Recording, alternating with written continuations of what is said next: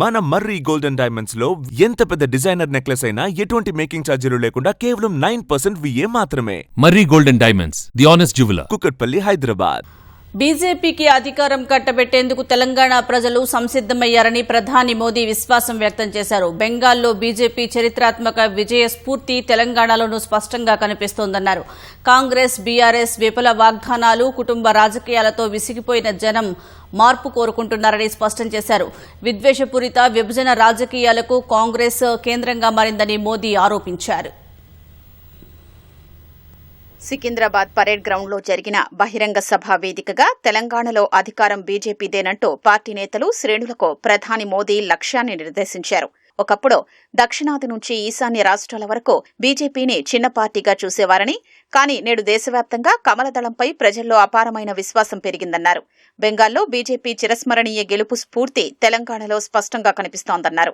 ఇప్పుడు తెలంగాణ ప్రజలు కూడా అబ్ కీ బార్ బీజేపీ సర్కార్ అని స్పష్టంగా చెబుతున్నారన్నారు. पहली बार बंगाल में प्रचंड बहुमत से बीजेपी सरकार बनी है. उसका उत्साह यहाँ तेलंगाना में भी दिख रहा है. यहाँ बीजेपी का हर कार्यकर्ता जोश से भरा हुआ है. आज देश के कोने कोने में बीजेपी पर जनता का आशीर्वाद निरंतर बढ़ रहा है. देश के लोग बार बार बीजेपी के विकास मॉडल पर, गुड गवर्नेंस के मॉडल पर अपनी मुहर लगा रहे हैं. भाजपा की ऐसी जीत के बाद मैं तेलंगाना में के लोगों की भावनाएं भी देख रहा हूं. तेलंगाना में हर कोई एक ही बात कह रहा है, अब की बार तेलंगाना में भी. కాంగ్రెస్, బీఆర్ఎస్ పార్టీల వాగ్దానాల మోసం, కుటుంబ రాజకీయాలతో తెలంగాణ ప్రజల్లో సహనం నశించిపోయిందని ప్రధాని విమర్శించారు. అందుకే రాష్ట్ర ప్రజలు మార్పు కోరుకుంటున్నారన్నారు. అబద్దపు వాగ్దానాలు ఇవ్వడం, తరువాత మర్చిపోవడం అనేది కాంగ్రెస్ పాలిత రాష్ట్రాల్లో కొనసాగుతోందని విమర్శించారు. तेलंगाना के लोग कांग्रेस और बीआरएस की वादा खिलाफी और इनकी परिवारवादी राजनीति से तंग आ चुके हैं. कांग्रेस कहीं भी हो, इनका एक ही मॉडल है, पहले झूठ बोलो और फिर भूल जाओ. साथियों, हिमाचल और कर्नाटका में कांग्रेस अपने वादों को भूल गई है. वहां की जनता कांग्रेस सरकार से बहुत परेशान है. यहां तेलंगाना में भी यही सब चल रहा है. కాంగ్రెస్ ఇప్పుడు దేశాన్ని విభజించే రాజకీయాలకు కేంద్రంగా మారిందని ప్రధాని మండిపడ్డారు. మావోయిస్టు భావజాలాన్ని ప్రోత్సహించే విధంగా కాంగ్రెస్ వ్యవహరిస్తోందని, అందుకే ప్రజలు కాంగ్రెస్ ను ముస్లిం లీగ్, మావోయిస్టు కాంగ్రెస్ గా అభివర్ణిస్తున్నారని విమర్శించారు.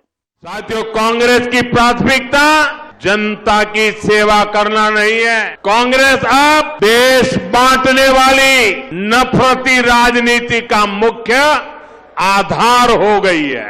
कांग्रेस लेफ्ट पार्टियों से भी ज्यादा लेफ्ट यानी पक्की और विकृत माओवादी हो गई है. और मुस्लिम लीग से ज्यादा कट्टर वो मुस्लिम लीग ही बन गई है. इसलिए लोग कांग्रेस को एमएमसी यानी मुस्लिम लीगी, माओवादी कांग्रेस कह रहे हैं. కొన ఊపిరితో ఉన్న మావోయిస్టు ఉద్యమాన్ని కాంగ్రెస్ బతికించే ప్రయత్నం చేస్తోందని ప్రధాని ఆరోపించారు. కాంగ్రెస్ మావోయిస్టు అనుకూల విధానాల వల్లే తెలంగాణకు నక్సల్స్ నుంచి విముక్తి లభించలేదన్నారు. माओवादी आतंक इतने वर्षों तक इसलिए देश में चलता रहा क्योंकि कांग्रेस और लेफ्ट जैसे कुछ राजनीतिक दलों ने इसको लगातार वैचारिक हवा दी.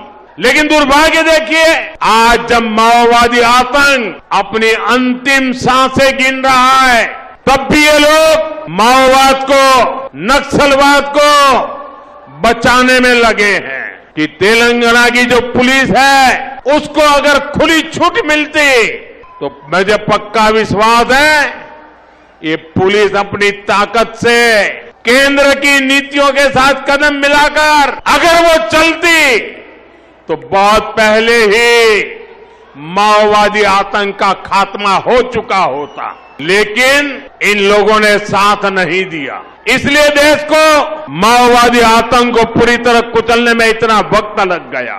साथियों, बीजेपी एनडीए के प्रयासों से अब तेलंगाना माओवादी आतंक से मुक्त हो रहा है और इसलिए तेलंगाना में बीजेपी की सरकार बननी और भी जरूरी हो गई है। దేశంలో బీజేపీకి కేవలం 2 ఎంపీలు ఉన్న సమయంలో తెలంగాణ నుంచే ఒక ఎంపీ గెలిచారని ప్రధాని గుర్తు చేశారు. ఇప్పుడు తెలంగాణ నుంచి దాదాపు సగం మంది ఎంపీలు బీజేపీ తరపున గెలిచారని, రాబోయే ఎన్నికల్లో రాష్ట్రంలో బీజేపీ విజయం సాధిస్తుందని విశ్వాసం వ్యక్తం చేశారు.